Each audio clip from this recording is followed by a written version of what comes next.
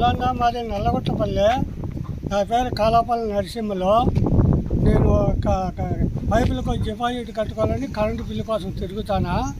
వాళ్ళు నాకు అడిసే కాదులే, నేను గొడవ మేపుకున్నాను. నా పరిస్థితి ఏం కావాలా?